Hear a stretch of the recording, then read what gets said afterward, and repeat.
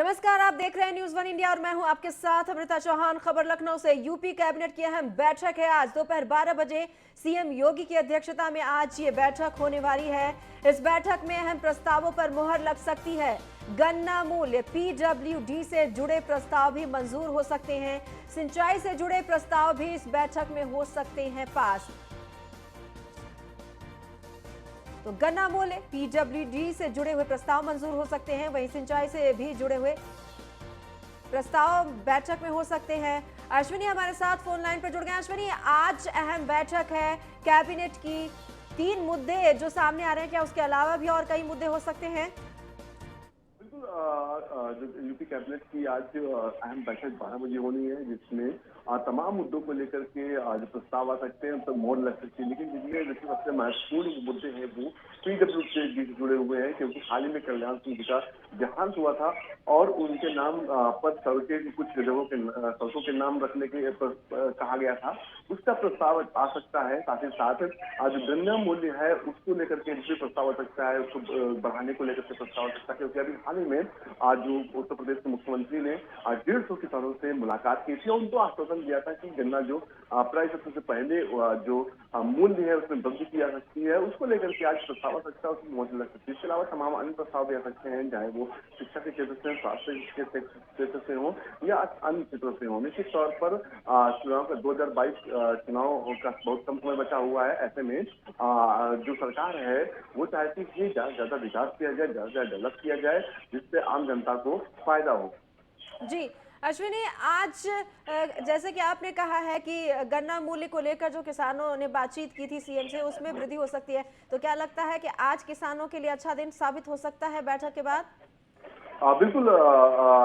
जिस तरह से पिछले दिनों मुलाकात हुई थी किसानों से और किसानों का मुद्दा इसमें गरमाया हुआ है। कानून, जो नए कानून बने थे किसानों के, उनको लेकर के लगातार विपक्ष सरकार को घेर रहा है। तो ऐसे में सरकार भी कोई ना कोई ऐसा काम करना चाहेगी कि जिससे किसान हैं वो संतुष्ट हो, वो सरकार से संतुष्ट हो और 2022 का चुनाव होना है उसमें एक बार फिर भाजपा को वोट दें। जी अश्विनी, आप हमारे साथ बने रहिए, आपके पास लौट कर आएंगे। तो गन्ना मूल्य, पीडब्ल्यूडी से जुड़े कई मुद्दे हो सकते हैं, आज प्रस्ताव पारित हो सकते हैं।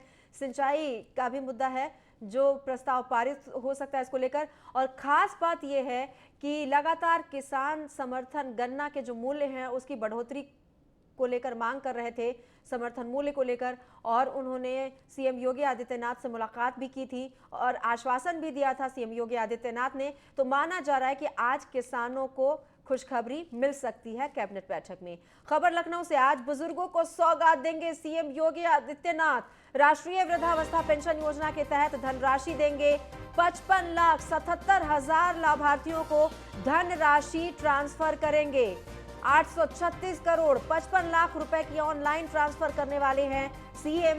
पेंशन योजना से जुड़ेंगे 4,56,000 नए लाभार्थी। योजना के लाभार्थियों से संवाद भी करेंगे सीएम योगी। कार्यक्रम में समाज कल्याण मंत्री रमापति शास्त्री भी मौजूद रहेंगे। सुबह 11 बजे सीएम आवास पर यह कार्यक्रम आयोजित होने वाला है। तो कार्यक्रम में समाज कल्याण के मंत्री रमापति शास्त्री भी मौजूद रहेंगे। अश्विनी द्विवेदी हमारे साथ फोन लाइन पे लगातार जुड़े हुए हैं। अश्विनी, आज बुजुर्गों को भी सौगात देने की बात कही जा रही है, क्या कुछ खास होगा? बिल्कुल।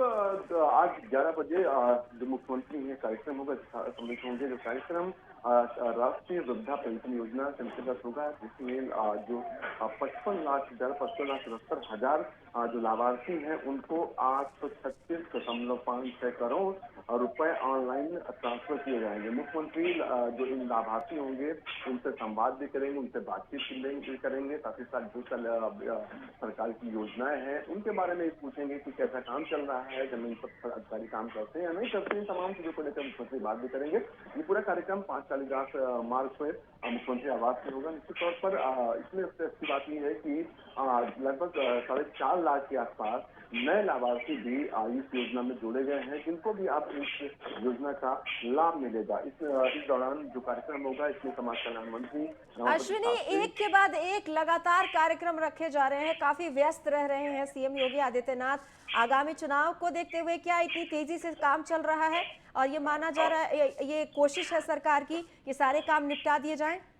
अगर व्यक्तिगत सीएम की बात करें तो सीएम पिछले 4.5 साल से लगातार इस तरीके से काम करते हैं, चाहे कोई भी चीज हो, चाहे इससे पहले भी देखा गया कोविड का काल हो या अन्य कोई भी स्थिति हो, हर समय वो जिलों का दौरा करते रहते हैं। अभी हाल ही में से जब बाढ़ की स्थिति गंभीर हो रही थी तमाम जिलों में, उस दौरान भी जिलों का दौरा करते हैं।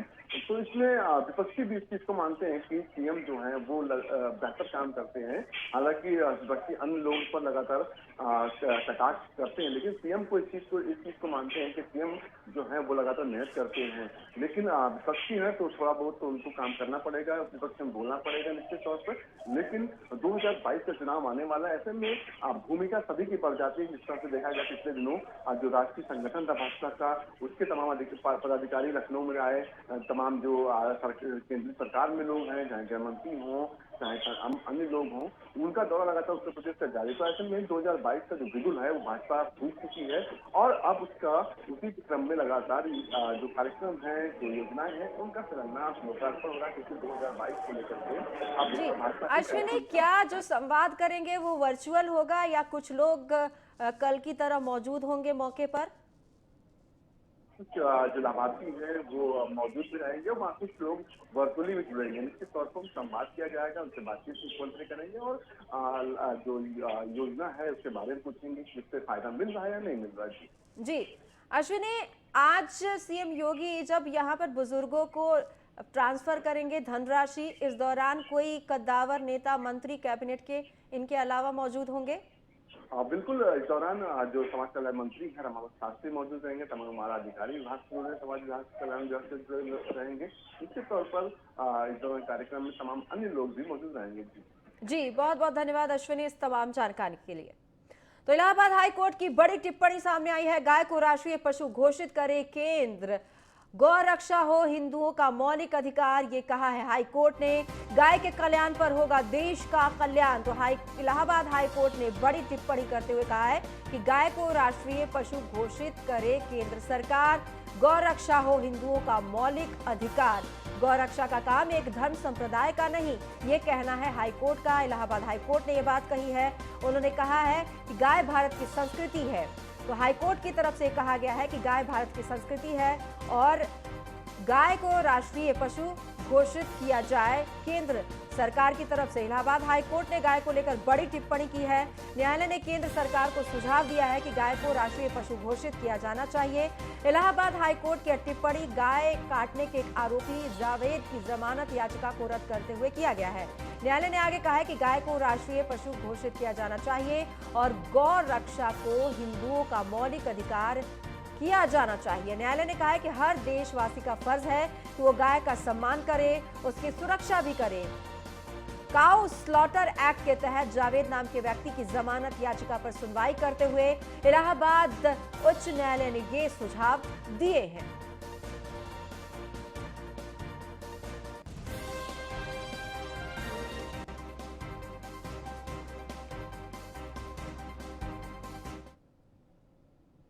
उच्च न्यायालय का सुझाव गौ माता को लेकर जो आया है, हम उसका स्वागत करते हैं और माननीय मुख्यमंत्री आदरणीय योगी आदित्यनाथ जी और देश के यशस्वी प्रधानमंत्री हम सब संकल्पित हैं।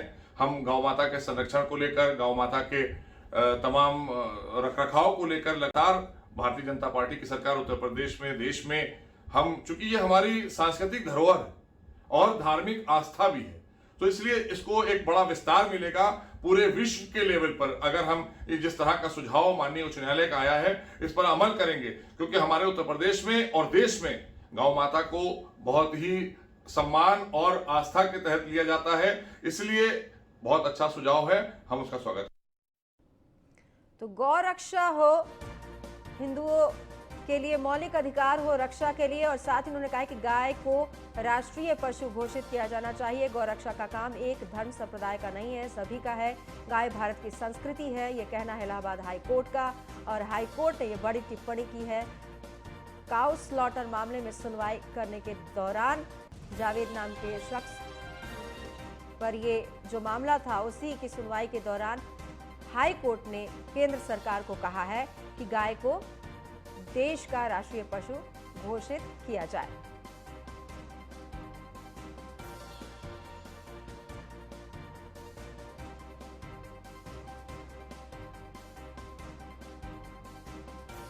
इलाहाबाद हाई कोर्ट ने ये बड़ी टिप्पणी करते हुए कहा है कि गाय को राष्ट्रीय पशु घोषित करे केंद्र सरकार। दरअसल एक सुनवाई के दौरान ये हाई कोर्ट की तरफ से टिप्पणी की गई है। गौरक्षा हो मौलिक अधिकार, गाय के कल्याण पर देश का कल्याण होगा और गौरक्षा का काम एक धर्म संप्रदाय का नहीं है, इसलिए ये सुनिश्चित किया जाए कि गाय भारत की संस्कृति है और इसकी इस धरोहर को बचाने के लिए राष्ट्रीय पशु घोषित किया जाना जरूरी है।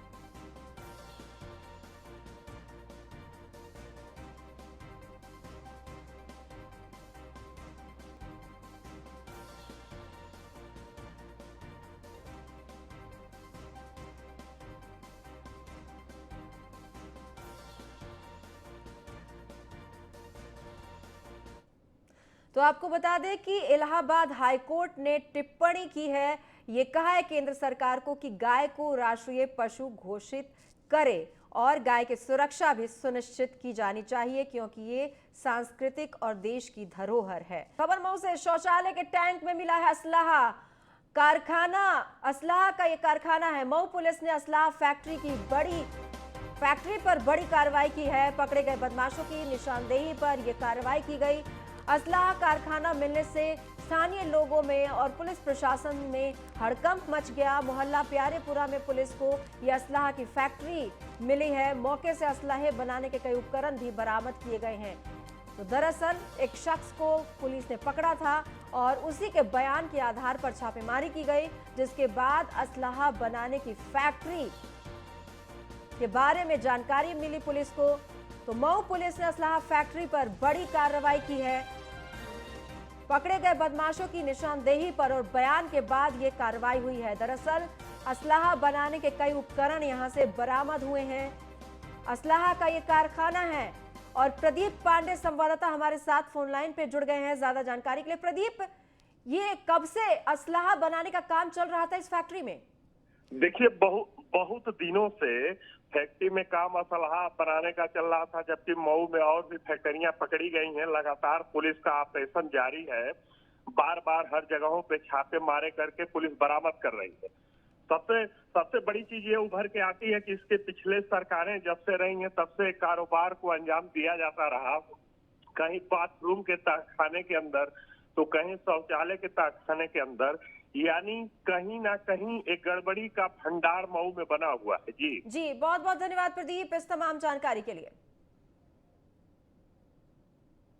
आगरा समेत पश्चिमी यूपी के कई जिलों में वायरल बुखार का कहर जारी है। मरीजों की संख्या में लगातार इजाफा हो रहा है। हैरान करने वाली बात यह है कि वायरल फीवर से अधिकांश बच्चे पीड़ित हैं। इस वायरल फीवर के दौरान पीड़ितों में तेज बुखार, डिहाइड्रेशन और प्लेटलेट्स काउंट में अचानक गिरावट देखी गई है। देखिए ये रिपोर्ट। कोरोना का प्रकोप अभी पूरी तरीके से खत्म नहीं हुआ है। ज्यादातर विशेषज्ञ तीसरी लहर आने की संभावना जता रहे हैं, लेकिन तीसरी लहर से पहले आगरा में वायरल बुखार ने बच्चों को जकड़ लिया। आसपास के जिलों में यह बुखार तेजी से छोटे बच्चों को अपनी चपेट में ले रहा है, जिसकी वजह से जिले के एसएन मेडिकल कॉलेज समेत तमाम प्राइवेट अस्पतालों में बच्चों की संख्या बढ़ती जा रही है। डेंगू की समस्या मूलतः ज्यादातर मरीज एक तेज बुखार 3 से 4 दिन के बुखार के साथ आते हैं। ये बुखार सामान्यतः 3 से 4 दिन रहता है। उसके बाद अगले जो 48 घंटे होते हैं उसमें मरीज के क्रिटिकल होने की संभावना रहती है और जनरली एक हफ्ते के अंदर 7 से 10 दिन के अंदर। इसके सिम्टम की बात करें जाए तो किस प्रकार के सिम्टम होते हैं, किस प्रकार? हाँ, सिम्टम तेज बुखार आना, आँखों में या जोड़ों में दर्द होना, कभी कभी चकत्ते शरीर पर पड़ जाना, भूख ना लगना, उल्टी और पेट का दर्द। वहीं एसएन मेडिकल कॉलेज में डेंगू से पीड़ित मरीजों के परिजन यहां के स्टाफ और डॉक्टर्स की तारीफ कर रहे हैं। परिजनों का कहना है कि उनके यहां मरीजों का बेहतर इलाज किया जा रहा है। मेरा नाम जावेद है। जावेद जी कहाँ से आए हैं? फिरोजाबाद से। क्या बच्चे को परेशानी है? वो डेंगू हो गया। कितनी देर में एडमिट रहा बच्चा? अभी स्थिति सही है, लेकिन इसको 1 हफ्ते से एडमिट है यहाँ पर। उससे पहले यदि आपने ट्रीटमेंट लिया था कहाँ पर ट्रीटमेंट लिया था? मैंने वहाँ पर जो वहाँ लिया था फिरोजाबाद, जो जाँच कराई थी वो वहाँ पर कराई थी मैंने दीपक के यहाँ। तो वहाँ से डेंगू लिख गया, उन्होंने एसएन मेडिकल कॉलेज के प्राचार्य प्रशांत गुप्ता ने कहा कि उनके यहाँ डेंगू के करीब 19 मरीज हैं, जिनमें सबसे ज्यादा 12 केस फिरोजाबाद के हैं। वहीं प्रशांत गुप्ता ने डेंगू के लक्षण और इससे बचाव के बारे में बताया। अभी तक डेंगू में जो हमने देखा है, हमारे पास मुख्य रूप से फिरोजाबाद से पेशेंट्स आ रहे हैं, एडल्ट में भी और बच्चों में भी। दूसरा पेशेंट हमारे पास मथुरा से है, दोनों ही कैटेगरी में, और कुछ संख्या आगरा से भी, आगरा के विभिन्न जिलों से। टोटल कितने बच्चे हैं आपके पेशेंट में डेंगू? 16। कौन कौन से शहर के कितने कितने बच्चे हैं? फिरोजाबाद से 9 हैं इसमें, और 9 फिरोजाबाद से हैं, 2 मथुरा से हैं और 5 आगरा से हैं। बहरहाल स्वास्थ्य विभाग के निर्देश के बाद प्रशासन और डॉक्टर्स तो अलर्ट के मोड पर हैं, लेकिन इस बीमारी से प्रदेश को कब निजात मिलेगी ये तो आने वाला वक्त ही बताएगा। कृष्णा त्यागी, आगरा, न्यूज़ 1 इंडिया। खबर लखनऊ से, डग्गामार बसों के खिलाफ न्यूज़ 1 इंडिया लगातार अभियान चला रहा है। आपको बता दें कि टूरिस्ट बसों का परमिट लेकर डग्गामार बसें हर दिन परिवहन विभाग को लाखों रुपए का चूना लगा रही हैं। डग्गामार बसों की वजह से सरकार की महत्वाकांक्षी स्कैनिया बस घाटे में चल रही है। ये सारी बसें आलमबाग बस अड्डे से महज 500 मीटर दूरी से अवैध बस स्टैंड चल रहा है। यहाँ उत्तर प्रदेश परिवहन विभाग के टिकट रेट से कम का प्रलोभन देकर बसें भरी जाती हैं। यही नहीं, बकायदा ट्रैवल एजेंसी खोलकर यह सिंडिकेट चलाया जा रहा है। जब न्यूज़ 1 इंडिया ने इसकी जमीनी हकीकत जानी तो बस परिचालक का कहना है कि 300 से 500 रुपए वसूली की जाती है। इसी वसूली के दम पर ये बसें चलाई जाती है। न्यूज़ 1 इंडिया लगातार अवैध डग्गामार बसों के खिलाफ अभियान चला रहा है। यह नहरिया चौराहा आप देख सकते हैं कि जयपुर, रुपेडिया, जयपुर तमाम जगहों पर से सवारियों को अवैध रूप से दूसरे प्रदेशों में भेजने का काम किया जा रहा है। हालांकि न्यूज़ 1 इंडिया ने जब खबर चलाई थी तो इसका संज्ञान परिवहन एमडी ने लिया था, और आप देख सकते हैं कि एक बार फिर से ये अवैध डग्गामार बसें यहाँ से चलने लगी हैं, जिसका सीधा नुकसान परिवहन विभाग के राजस्व पर पड़ रहा है। यहाँ से अगर हम 500 मीटर दूरी की बात करें तो परिवहन विभाग का रजिस्टर्ड बस अड्डा आलमबाग है, लेकिन स्कैनिया बसें इन्हीं डग्गामार बसों की वजह से चलना बंद हो गई हैं। ऑनलाइन गाड़ी वैसे बस अड्डे समय मतलब नहीं, ऑनलाइन सवारी बिठाता हूँ। भाई साहब ये गाड़ी पार्किंग है, रुकी यहाँ पे। जी सर। आपको पता है कि सरकार ने इसको अवैध बस अड्डा घोषित किया था? सर किया है, लेकिन हम यहाँ टोकन देते हैं पार्किंग का। किसको देते हैं टोकन? सर है। कौन सर वसूली करते हैं, तभी रोकते गाड़ी यहाँ पे। पुलिस करती है? सर मैं आम आदमी है। परिवहन विभाग का कोई करता है? आम आदमी। क्या नाम है उनका? नाम नहीं बता सकते सर, प्लीज। वसूली देते हैं रोज? सर 300 रुपये पर गाड़ी। पर गाड़ी? जी। आप यहाँ से लगातार अवैध गाड़ियाँ चला रहे हैं? सर ये अवैध है, हमारा परमिट है, हर चीज़ है, अभी तो गाड़ी लगा रहे हैं। बस अड्डा ही अवैध है ना? आपका परमिट है वो ठीक है। तो सर बस अड्डा अवैध है, उसके लिए जांच करें आप। ये है जिनका कहना है कि 300 रुपए पर बस के हिसाब से वसूली दी जाती है। वसूली नहीं, गुंडा टैक्स है जो यहाँ से वसूला जा रहा है, जो लगातार इस तरीके की जो डग्गामार बसें हैं।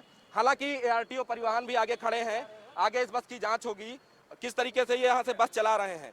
तो फिलहाल राजधानी के नहरिया चौराहे से मौत के मुंह में सवारियों का भेजने का काम यहाँ से किया जा रहा है। हालांकि सवारियों को ये सोचना चाहिए, यात्रियों को ये सोचना चाहिए कि जो ये राजस्थान नंबर की रजिस्टर्ड बस है जो लखनऊ की राजधानी उत्तर प्रदेश की राजधानी लखनऊ से चलाई जा रही है, सबसे बड़ा सवाल ये उठता है कि राजस्थान की बस है और लखनऊ से चलाई जा रही है, जिसका कोई टैक्स उत्तर प्रदेश सरकार में नहीं जाता है। अब फिलहाल देखने वाली बात होगी कि एमडी परिवहन या परिवहन मंत्री इन अवैध डग्गामार बसों पर या अवैध जो चौराहे बनाए गए हैं, बस स्टैंड बनाए गए हैं, उनके ऊपर क्या कुछ कार्रवाई करते हैं। वीडियो जर्नलिस्ट समीर कनकी के साथ नीलेश चौहान, न्यूज़ 1 इंडिया, लखनऊ। फिलहाल इस बुलेटिन में इतना ही। नमस्कार।